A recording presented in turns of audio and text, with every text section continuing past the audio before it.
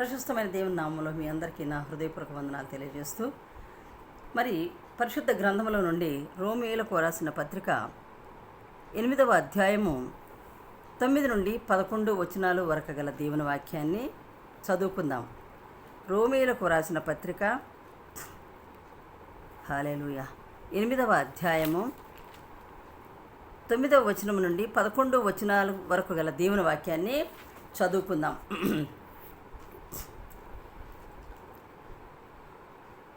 కాగా 9వ వచనం నుండి, దేవుని ఆత్మ మీలో నివసించి ఉన్న ఎడల మీరు ఆత్మ స్వభావం కలవారే గాని శరీర స్వభావం కలవారు కారు. ఎవడైనను క్రీస్తు ఆత్మ లేనివాడైతే వాడాయన వాడు కాడు.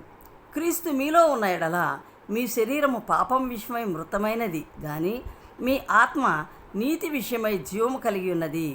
మృతులలో నుండి యేసును లేపిన వాని ఆత్మ మీలో నివసించిన ఎడల మృతులలో నుండి క్రీస్తు యేసును లేపినవాడు చావునకు లోనైన మీ శరీరములను కూడా మీలో నివసించుచున్న తన ఆత్మ ద్వారా జీవింపచేయును. హల్లెలూయా.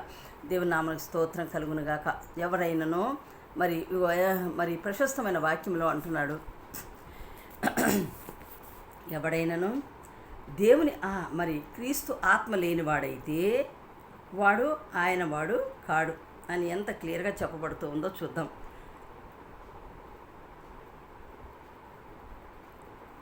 కాగా శరీర స్వభావం గలవారు దేవుని సంతోషపరచనేరరు.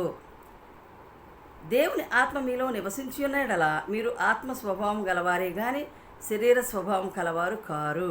ఎంత క్లియర్గా పలుకుతున్నాడంటే దేవుడు మనల్ని సృజించిన సృష్టికర్త అయిన దేవుడు, ప్రశస్తమైన దేవుడు. మరి ఆయన ఒంటి మీద నగా నట్ర ఏమీ లేవు. ఎంత తనను తాను ఎంతగానో తగ్గించుకున్నవాడై రక్తహస్తాలు గలవాడై మరి ఆయన పుట్టినప్పుడైతే ఒక పరుండబెట్టడానికి ఒక స్థలం కూడా లేక ఆయన ఎంత దీనుడై పుట్టాడో ఈ లోకంలో మనల్ని రక్షించడానికి వచ్చిన యేసుక్రీస్తు వారు అంత దీనాతి దీనముగా ఆయన పుట్టి ఉన్నారు. కాబట్టి అంటున్నాడు ఏమనంటే, మరి కాగా శరీర స్వభావం గలవారు దేవుని సంతోషపరచనేరరు. మరి శరీర కార్యాలు ఎన్ని ఉన్నాయండి? శరీర కార్యాలు చాలా ఉన్నాయి, ఒక 15 వరకు ఉంటాయి. మరి శరీర కార్యాలు నేను మళ్ళా తర్వాత చెప్తాను. శరీర కార్యాలు చెప్పినప్పుడు అందరికీ కోపం రావచ్చు. శరీరం మరి ఆశ, కోరికలు అన్నీ ఉంటాయి శరీరానికి మరి కదా. మరి అలాగే శరీర స్వభావం గలవారు దేవుని సంతోషపరచనేరరు. శరీర స్వభావాలు అంటే ఎవరంటే ఈ లోకానుసారంగా అత్యాశ, తర్వాత మరి ఇంకొకటి ఏంటి, అన్ని దుష్టగుణాలే మనం చూసినట్లయితే ఈ దుష్టగుణాలన్నీ కలిగినటువంటి వారు మరి శరీర స్వభావాలు. పగ, ద్వేషము ఇవన్నీ నేను మొదటి నుంచి చెబుతూనే వస్తున్నాను. మరి మనుషులను ఒకరినొకరు చంపుకోవడం, ఒకరినొకరు కొట్టుకోవడం, మరి పగ తీర్చుకోవాలనేది ఇవన్నీ కూడా చెడు స్వభావమే. ఇవన్నీ శరీర కార్యాలే. తర్వాత అదే వ్యభిచారము, దొంగతనము, నరహత్య ఇవన్నీ కూడా కలిగినటువంటి స్వభావం ఉన్నవాళ్ళు శరీర కార్యాలు కలిగిన వాళ్ళే. మరి అత్యాశ, ఒకరికి ఏదన్నా ఉందంటే అది కావాలి, నాకు కూడా కావాలి అని గొప్ప పట్టుదల. మరి ఇటువంటి చెడు గుణాలన్నీ ఉన్నవాళ్ళు మరి శరీర కార్యాలు చేసేటటువంటి వారే. మరి దేవుని ఆత్మ మీలో నివసించుచున్న ఎడల మీరు ఆత్మ స్వభావం కలవారే అంటున్నాడు. చూసారా, మనలో దేవుని స్వభావం కలిగిన వారు ఏం చేస్తారు అంటే నిజంగా దైవత్వం ఉన్నగారు ప్రేమ కలిగి ఉంటారు. మరి సహాయం చేసే గుణం కలిగి ఉంటారు. తర్వాత ఎవరికైతే ఆపద వచ్చిందంటే అయ్యో ఆపద నా ఇంట్లోనే జరిగిందని ఫీల్ అయ్యే వాళ్ళు ఉన్నారు. మరి కాబట్టి అంటున్నాడు దేవుని ఆత్మ మరి దేవుని ఆత్మ మీలో నివసిస్తే ఎలాంటి గుణగణాలు ఉంటాయంటే అన్ని గుణగణాలు ఉంటాయి. మంచి గుణాలు అనమాట. పగ ఉండదు, ద్వేషం ఉండదు, కోపం ఉంచుకోరు. మరి ఇవన్నీ మంచి స్వభావం కలిగినటువంటి వారు. ఎదుటివారికి కష్టం వస్తే వారిని ఆదుకునే గుణము, మరి సహాయం చేసే గుణము, ఇవన్నీ కూడా ఆత్మ స్వభావం. మరి దేవుని ఆత్మ ఉన్న వాళ్ళకే ఇవన్నీ కూడా మంచి అలవాట్లు ఉంటాయి. నిజంగా భక్తిని అనుసరించి నడుస్తున్న వాళ్ళే, మరి నీతి కలిగిన వారే ఇటువంటి మంచి పనులు చేస్తూ ఉంటారు. వారందరూ ఎవరట? దేవుని ఆత్మ కలిగినటువంటి వారు. శరీర స్వభావం కలిగినటువంటి వారు శరీరాన్ని మరి సంతోషపెట్టడానికి చూసుకుంటారు కానీ దేవుని మాత్రం వాళ్ళు సంతోషపెట్టనేరరు. మరి ఎవడైనాను క్రీస్తు ఆత్మ లేనివాడైతే వాడాయన వాడు కాడు. మరి ఎవరైనా సరే క్రీస్తు యొక్క ఆత్మ లేనివాడైతే వాడు దేవుని మరి ఆయన వాడు కాడు. ఎట్లా అవుతాడు?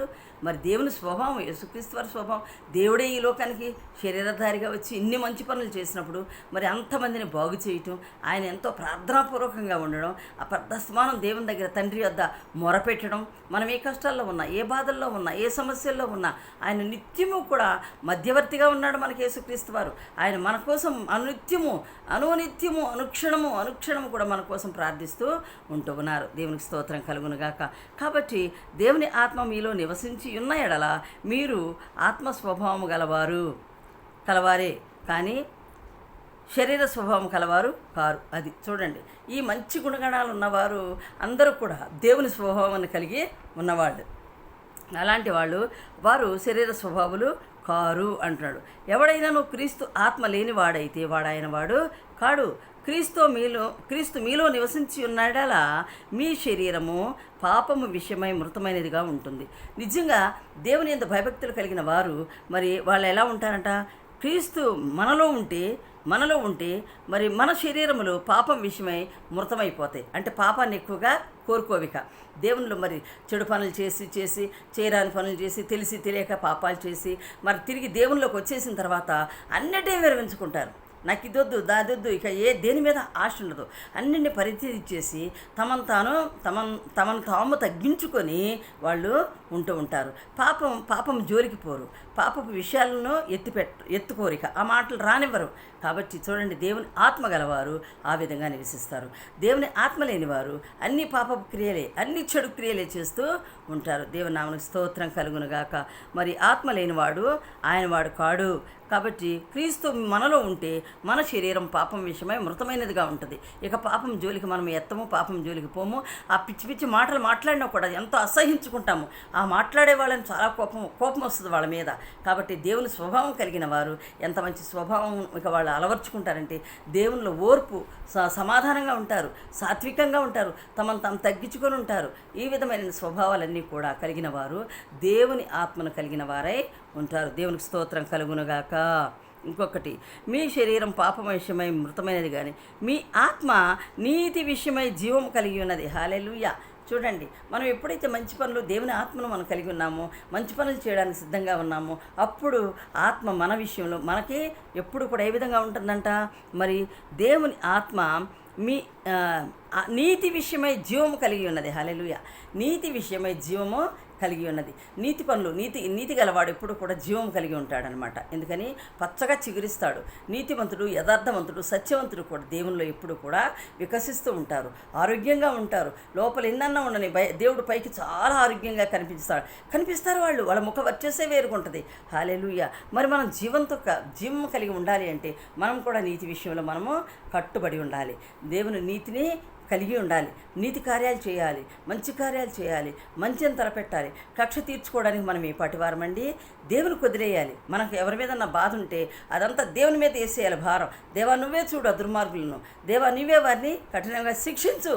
వాళ్ళు మారరు. లేకపోతే ఎందుకంటే వాళ్ళ మార్పు రావాలి, వాళ్ళు రక్షణ పొందాలి, సరిగా ఉండాలి అంటే వాళ్ళకు ఒక శిక్ష వస్తేనే మనిషి సరవుతాడు కదండి. మనం పిల్లల్ని ఏ విధంగా చేస్తాము? తప్పు చేసినప్పుడు వెంటనే మనం కొడతాం, లేకుంటే ఇట్లా అనొద్దు అని మూతి మీద ఒకటేస్తాం, లేకుంటే వీపు మీద ఒకటేస్తాం.